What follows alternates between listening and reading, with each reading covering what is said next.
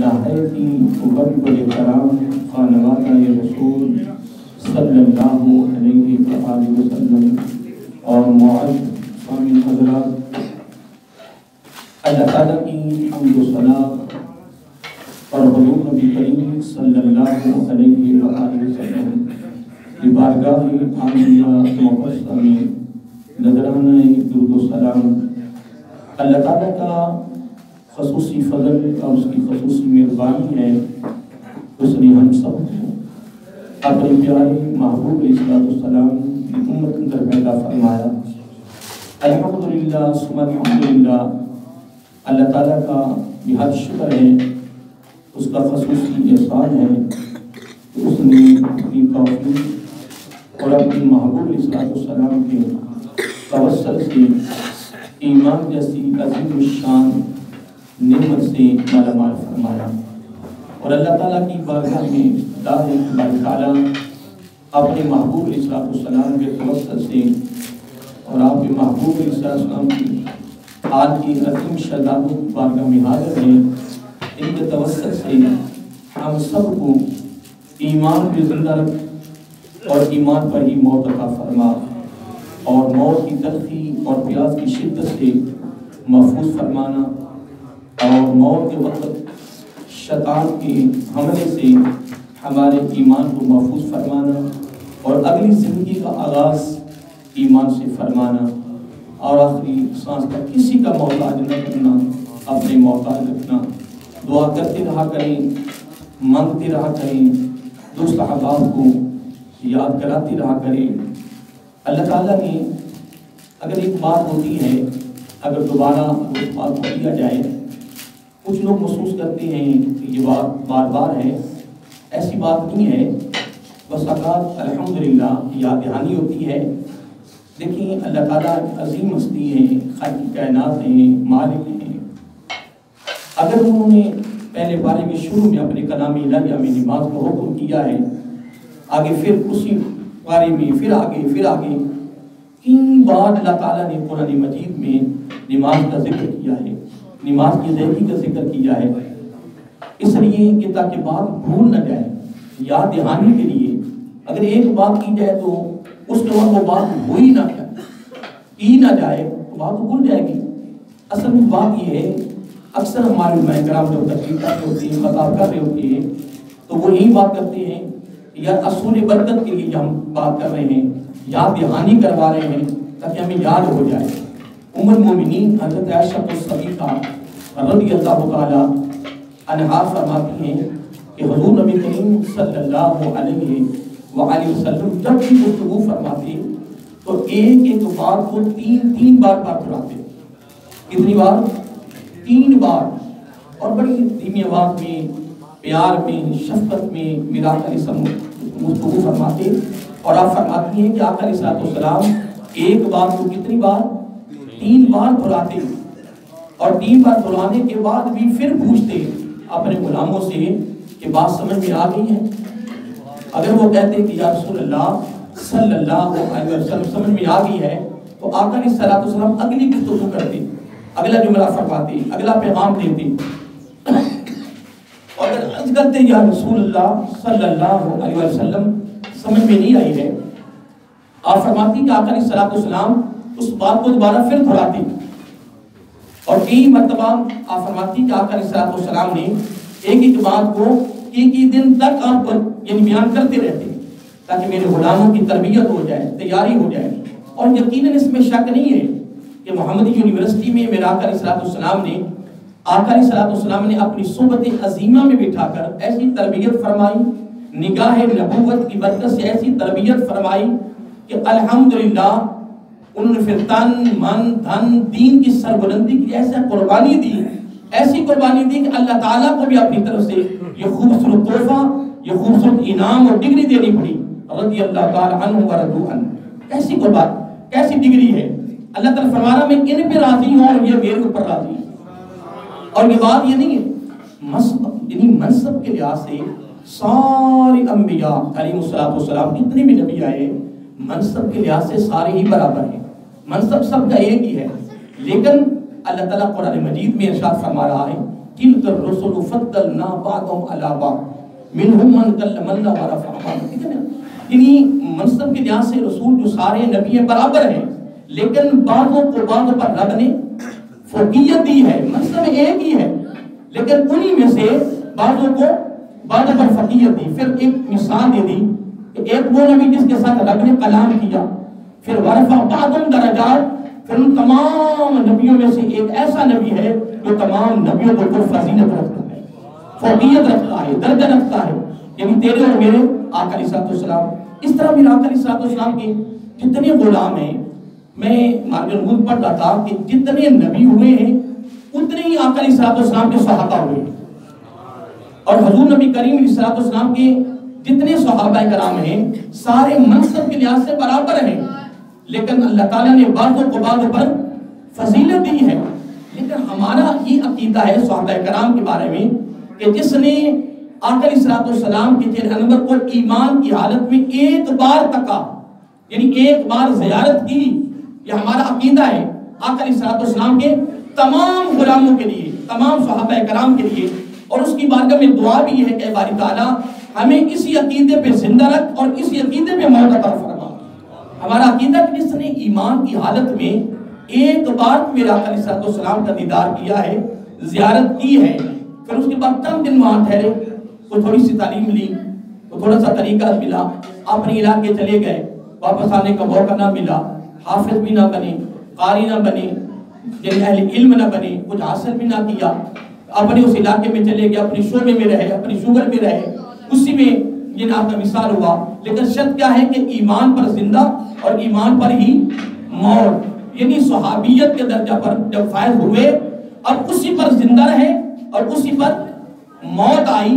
ہمارا یہ عقیدہ ہے کہ اب اس کے بعد، دیکھیں میں نے جملہ بولا کہ حافظ بھی نہیں بنے، قاری بھی نہیں بنے، کوئی اہل علم نہیں بنے ہیں، لیکن ہمارا عقیدہ یہ ہے کہ اب اس کے بعد تابعین سے لے کر قیامت کی صبح تک جتنے بھی لوگ ہیں اس میں وہ حافظ ہیں، قاری ہیں، علامہ ہیں، مفتی ہیں، امام ہیں، فقہاء ہیں، محدثین ہیں، مفسرین ہیں، اولیاء کرام ہیں، پھر ان کے الگ الگ شعبے ہیں، تمام، یعنی اس کے بعد تابعین سے لے کر قیامت تک سب کے درجے اور سب کی فضیلتیں اگر اکٹھی کر لی جائیں تو وہ ادنا صحابی اب جو حافظ و قاری کچھ نہ بن سکا، فقط دیدار کیا ایمان کی حالت میں، اسی پر زندہ رہے اور اسی پر آپ کا وصال ہوا. اب اس کے جو یعنی جوڑے کو دھول لگی ہے اس کے مقام کو بھی نہیں پہنچ سکتے. یہ صحابی اور صحابی کوئی عبادت سے نہیں ملتا. وہ ایک میں نے ایک دفعہ آپ یہاں بات کی تھی درس میں کہ حضرت مجدد الفسانی علیہ السلام کی بارگاہ میں آپ کے عقیدت مند حاضر ہوئے نا، تو عرض کرتے ہیں کہ حضرت صاحب آپ میرے لیے کوئی دعا فرما دیں کہ میں کچھ بن جاؤں، میں کچھ بن جاؤں. اب دعا کرنے سے قبل آپ نے ایک جملہ فرمایا نہ تو نبی بن سکتے ہیں، نہ صحابی بن سکتے ہیں، نہ تابعی بن سکتے ہیں، نہ تابعی بن سکتے ہیں. یہ چار عہدے نہ عبادت سے ملتے ہیں نہ دعاؤں سے ملتے ہیں. جتنی عبادت و ریاضت کر لیں یہ چار درجے کبھی بھی نہیں ملیں گے. ہاں اس کے بعد عبادت و ریاضت کریں، محنت کریں، قابض کریں، جد و جہد کریں، اس کی رضا کے لیے دن رات ایک کر دیں. باقی آپ ولی بن سکتے ہیں، محدث بن سکتے ہیں، آپ شیخ الحدیث بن سکتے ہیں، اللہ تعالیٰ کے برگزیدہ بندے بن سکتے ہیں، لیکن یہ چار عہدے کبھی بھی نہیں مل سکتے، نہ دعاؤں سے اور نہ عبادت سے. اس لیے کہ نبیوں کا رب نے انتخاب کر دیا، اب انتخاب ان کا ہو گیا. اب نہ نبی آئے، نہ صحابی بنے، نہ صحابی آئے، نہ تابعی بنے، نہ تابعی آئے، نہ تبع تابعی بنے. لیکن ایک بات کر رہا تھا، ہمارا یہ عقیدہ ہے کہ آقا علیہ السلام کے صحابہ سارے کے سارے اعلیٰ عظیم ہیں، منصب کے لحاظ سے سارے برابر ہیں، لیکن ان میں بھی اللہ تعالیٰ نے بعضوں کو بعضوں پر فوقیت دی ہے. پھر ان میں جتنی محنت ہوتی گئی، جتنی جد و جہد ہوئی، جتنی دین، ہم یہ بھی نہیں کہہ سکتے کہ میرے آقا علیہ السلام کے غلاموں نے قربانیاں نہیں دی ہیں. میرے آقا علیہ السلام کے ہر صحابی نے، ہر غلام نے قربانی دی ہے، لیکن ان میں سے بعضوں کی قربانیاں بھی کمال درجے کو پہنچی.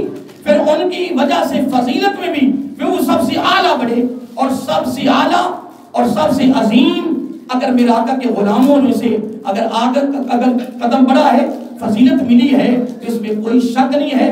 مسلک اہل سنت اس پر متفق ہے امیر المومنین حضرت ابو بکر صدیق رضی اللہ تعالی عنہ، سب پر فقیہت حاصل کر گئے، سب پر فضیلت مل گئی۔ اور یقیناً اس میں شک نہیں ہے، آپ نے علماء سے سنا ہوگا، پڑھا بھی ہوگا کہ آقا علیہ السلام نے جس کو بھی اسلام کی دعوت دی ہے نا، جس کو بھی اسلام کی دعوت دی ہے، وہ رکے، مزدلفہ میں پہنچے، یعنی کسی مدت یعنی دیکھنے کی کوشش کی، کچھ گھر والوں سے مشورہ کرنے کے لیے چلے گئے، یعنی مختلف اس طرح، لیکن الحمدللہ اس میں کوئی شک نہیں ہے، تمام علماء اہل علم اس چیز کو اللہ جانتے ہیں، سنتے بھی رہتے ہوں گے، آپ نے پڑھا بھی ہوگا کہ امیر المومنین حضرت ابو بکر صدیق رضی اللہ تعالی عنہ میرے آقا علیہ السلام کے تمام غلاموں میں سے واحد ایک ایسی ہستی ہے کہ میرے آقا علیہ السلام نے جب ان کو اسلام کی دعوت دی، بس اسلام کی دعوت ملی نہیں تو قبول کی نہیں، فوراً قبول کی ہے، کوئی دوسری بات نہیں کی ہے، فوراً اسلام کی دعوت۔ پھر اسلام پر اتنی آپ نے قربانی دی یا اتنی محنت کی، اس میں کوئی شک نہیں، کتابیں بھری پڑی ہیں،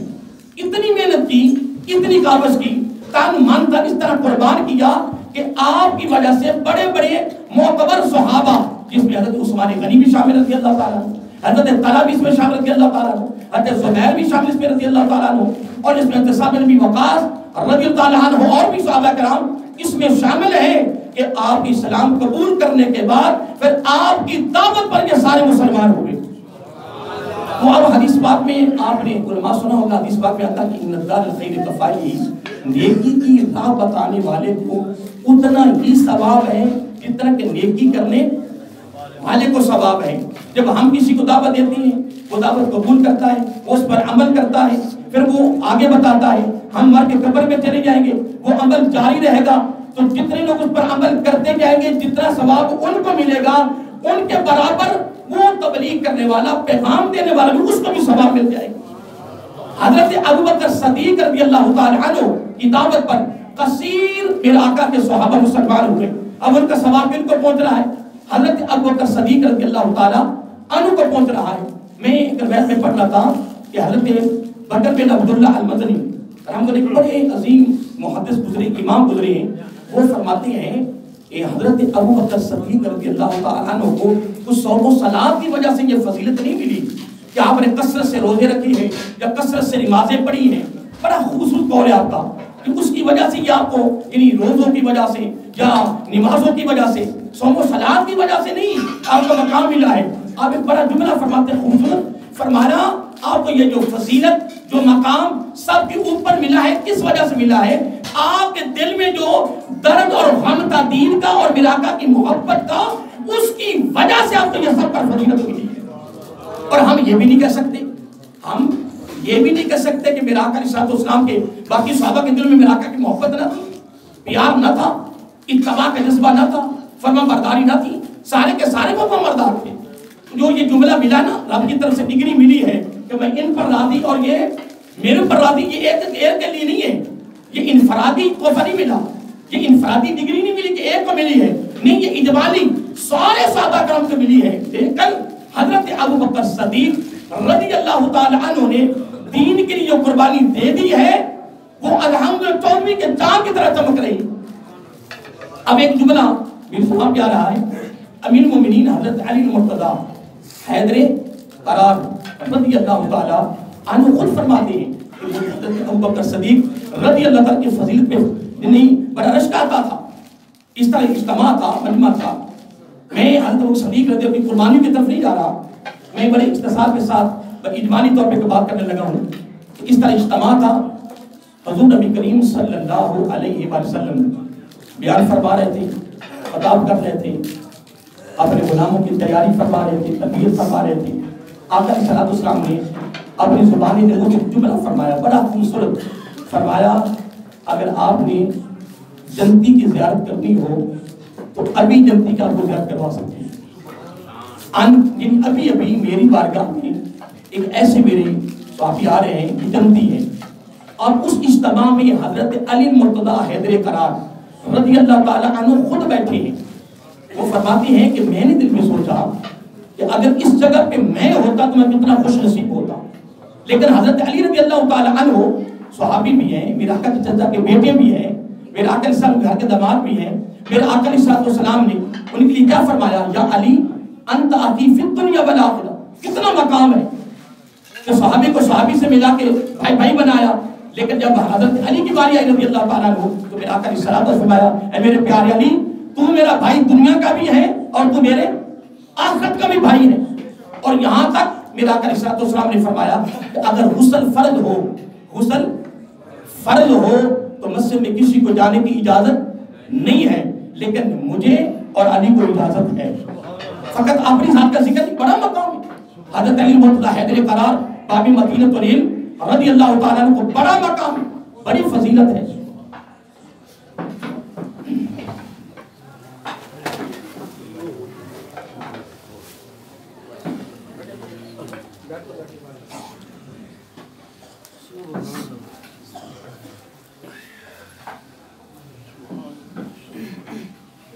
تو میں عرض یہ کر رہا تھا کہ حضرت علی رضی اللہ بڑی فضیلت، بڑا مقام و مرتبہ، بہت زیادہ مقام و مرتبہ. لیکن قربان جائیں حضرت علی فرماتے رضی اللہ تعالیٰ عنہ میرے دل میں بھی خیال آیا کہ وہ قوم خوش نصیب ہے جن کے لیے آقا علیہ السلام نے زبان نبوت سے جنتی کا ذکر کیا ہے.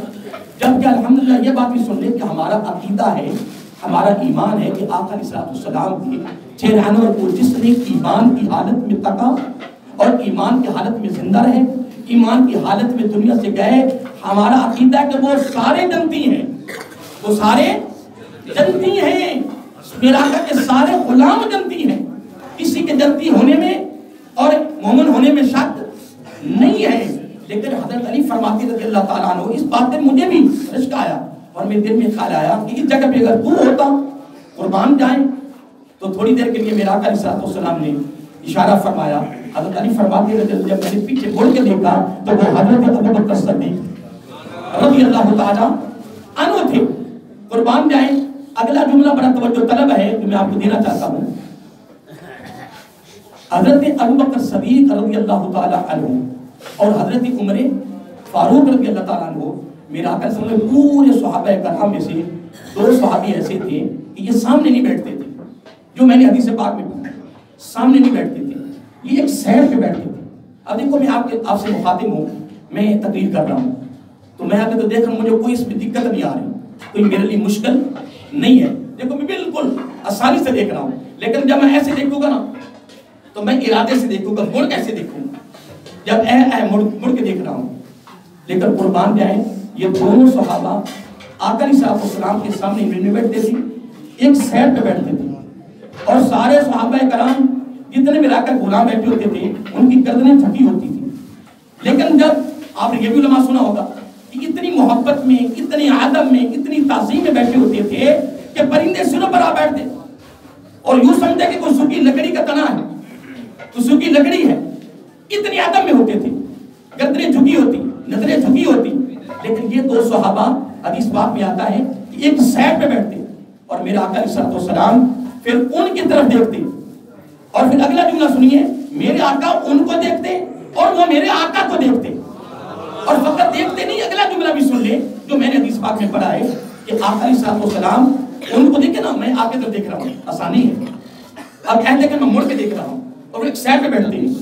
کون؟ حضرت ابوبکر صدیق رضی اللہ تعالیٰ عنہ، حضرت عمر فاروق رضی اللہ تعالیٰ عنہ دونوں بیٹھے ہیں. آقا علیہ السلام جب بیان کر رہے ہوتے ہیں، خطاب کر رہے ہوتے ہیں، واز کر رہے ہوتے ہیں تو میرے آقا علیہ السلام ان کی طرف ایسے دیکھتے، ان کی طرف دیکھتے رہتے اور وہ میرے آقا کو دیکھتے.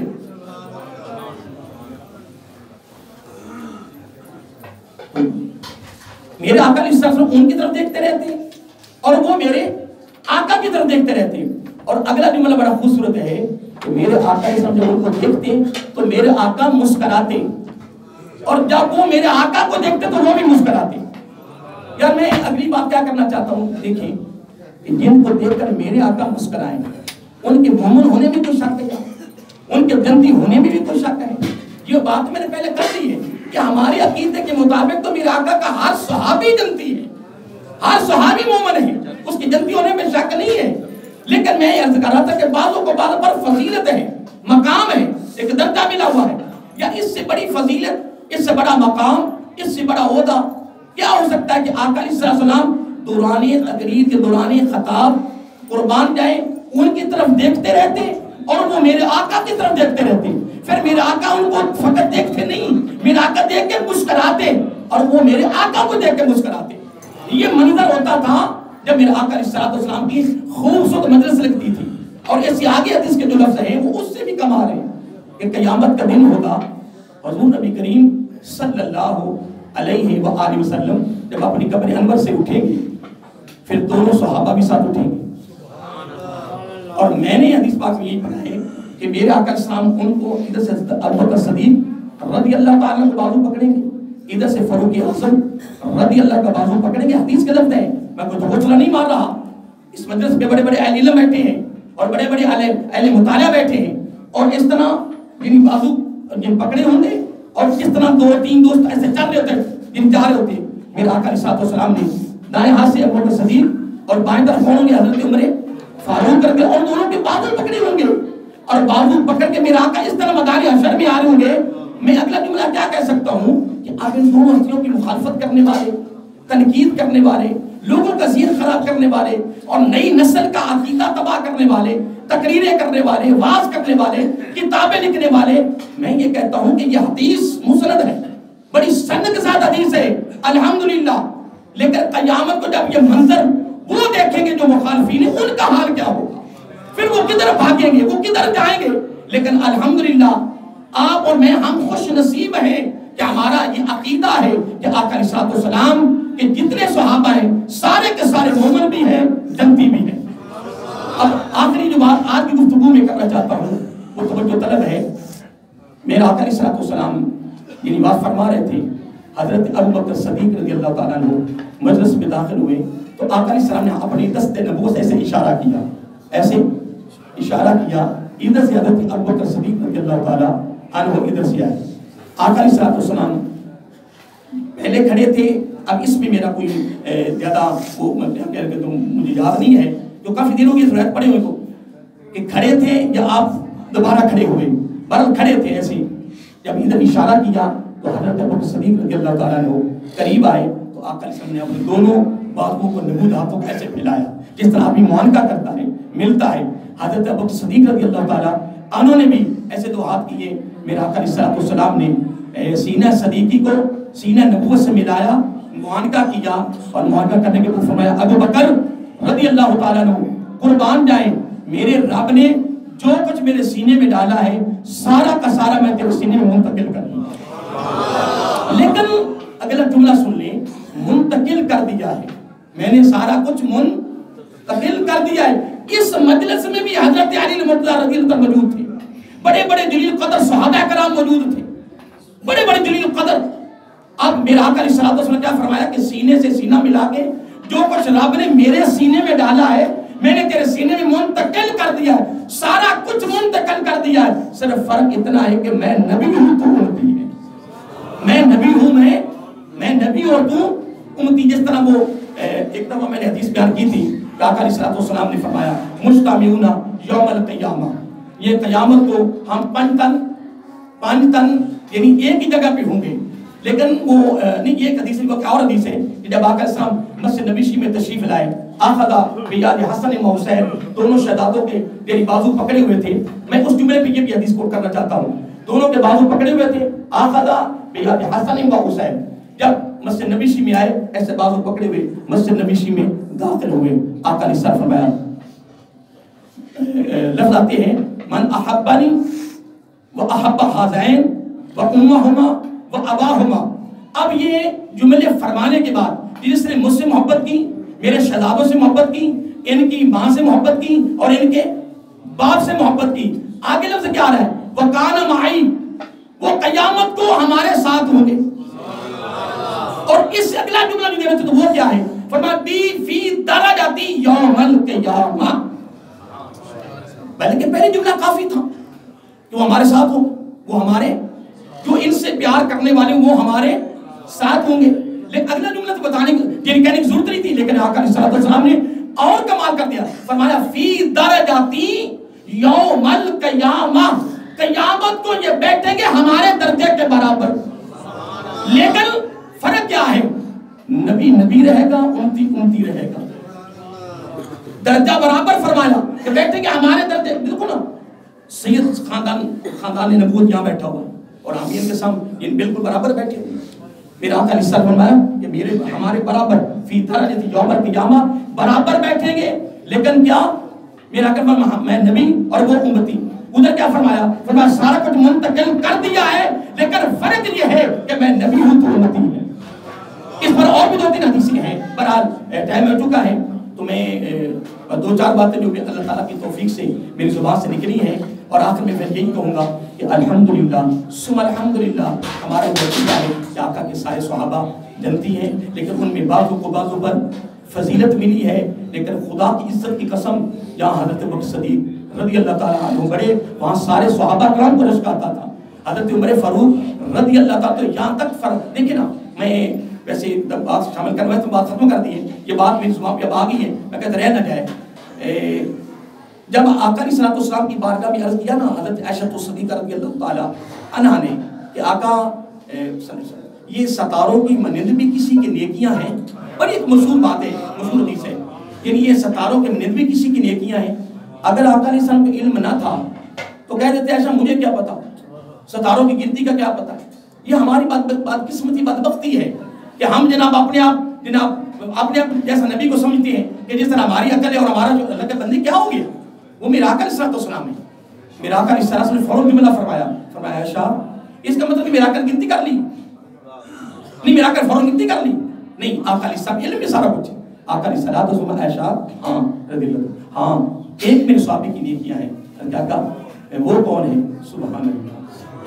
میرا آقا علیہ السلام وہ میرے عمر ہے رضی اللہ عنہ، وہ میرے عمر ہیں. اب کیا کہیں گے؟ حضرت عمر فاروق رضی اللہ تعالی عنہ.